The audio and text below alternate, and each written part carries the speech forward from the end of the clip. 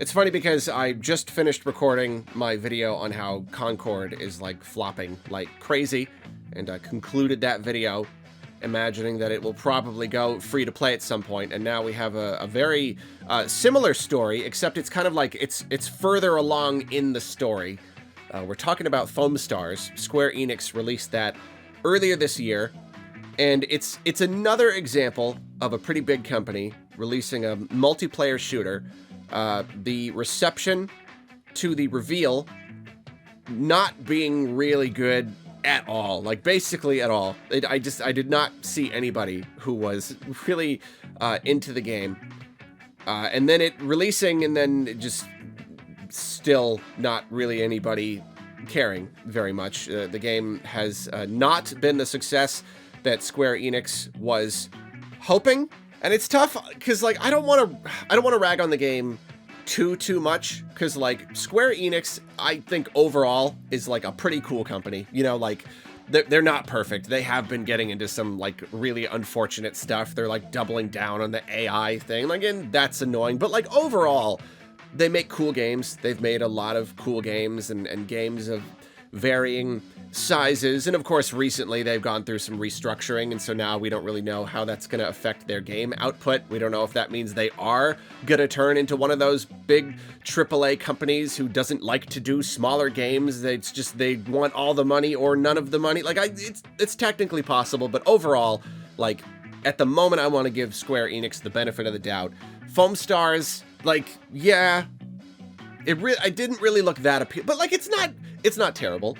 You know, it is largely split. It's a Splatoon-like. They took the idea and they did something with it. But like, there's not necessarily anything wrong with that, right? That's how games evolve. Every game is iterating on stuff that came before. They're like, hey, Nintendo's got Splatoon. Let's take the idea and make our own version of it. And now it's foam, so it adds verticality. Like, it's not the worst idea in the world. I can see why they would go about it that way. I can see the seed of the idea that they started with, you know? And I've not played it. I don't know. Maybe it's fun. I don't know. I've heard rather mixed things about it. But there really is no denying that, like, whatever Square Enix's thinking was for the game, you know, the people who actually made the game, whatever went into it, you can't deny that they revealed it and people just didn't really care, and they released it and people didn't really care. That's just the unfortunate truth of the matter.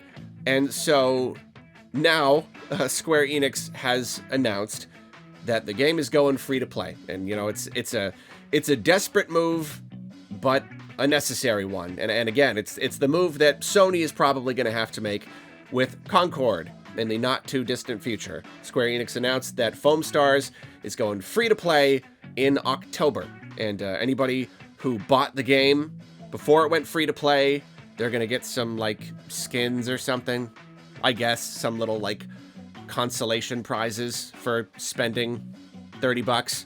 And I'm gonna bring up the same point that I did with Concord, how like budget pricing for a game like this kind of like in theory sort of works. You know, I like budget priced games. I like the idea that every game doesn't have to be either $70 or free to play. Okay, it's a little bit less, but it's still like you're offering a multiplayer shooter in an ocean of competing multiplayer shooters. At this point, you kind of have to just do the free to play thing. You know, either it's $70 and it's got a big campaign and it's, you know, a lot of like good single player stuff, or if it's really just a multiplayer game, just to be competitive, you kind of have to make it free to play. You know, it's like mobile games. You don't get quite that many successes in the realm of premium mobile games. It just doesn't really happen because there's a million billion other games that are free. You want to compete, you pretty much always have to be free. Not in every case, but largely, yes. So $30 for Foamstars, yeah, okay, it's cheaper. It's not as hard to get into it, but like literally any money at all. Just the fact that you have to get out your credit card at all, that's a big barrier to entry. Make it literally any money at all, and you're cutting your player base down to a fraction. Just a fraction. Of course, I don't have any actual numbers. It's probably different in every case, but I imagine it has to probably be a pretty small, tiny little fraction compared to if you just released it for free. They gotta just do what they gotta do to try to salvage this product that they probably spent a pretty darn good amount of money on, and they just want to get in front of people. They just want people to play it. It is interesting, though, that it's gonna take months before it goes free to play. I don't know what goes on in the background of like game publishing and all that. I don't know how hard it is to implement that. I don't know if that means that they're going to have to change its monetization system or something. You can't just like go to the store page and be like, oh, just make it free. I guess it's not that simple. But yeah, it's just funny that it's going to be months. It's going to be October when it finally goes free to play. And all of that time, they're still selling the game. And it's not even like they made a huge announcement about it. It's not even like they put it in a state of play or whatever, telling everyone it's going to go free to play. They just kind of quietly said it in that way that any company could just go and it just kind of mutter it. And then like, you know, the news sites will pick it up and spread it around to a degree.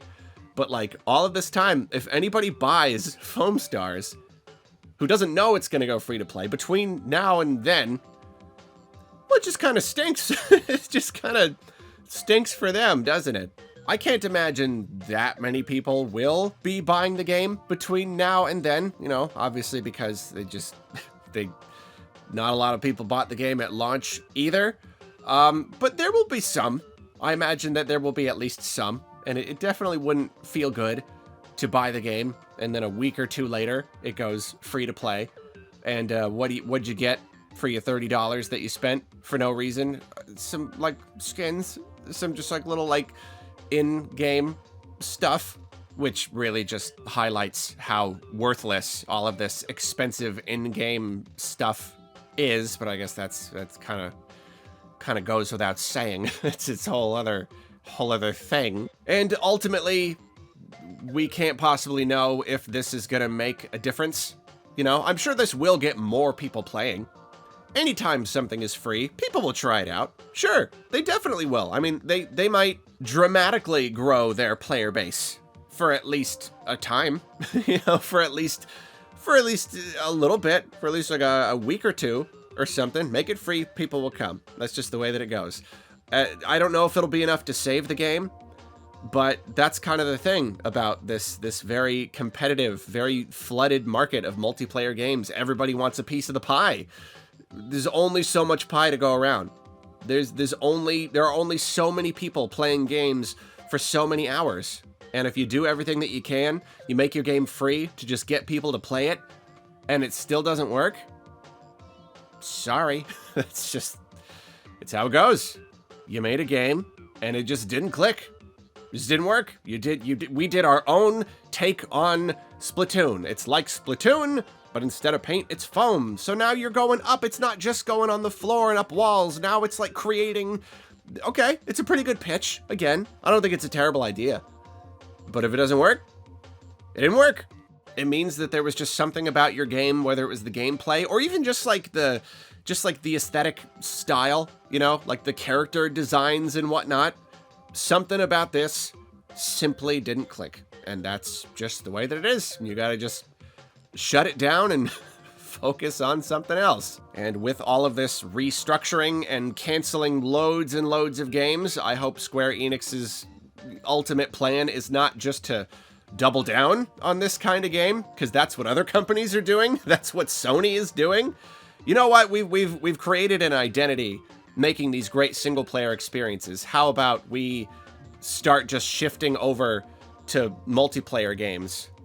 Because that's the thing. That's the thing everyone's doing right now. Let's just completely forsake our entire legacy and just start just going all in on the multiplayer. So, well, yeah, see how that's working out for Sony. Concord. Yeah, well, we'll see. The future of all of these companies is very, I don't know, it's very up in the air. It's very, very interesting. You make a big pivot, you move on to a new track, a new road, and how many potholes and even just canyons do you have to fall into? How many times do you have to crash before you get turned back the other way again? We'll see.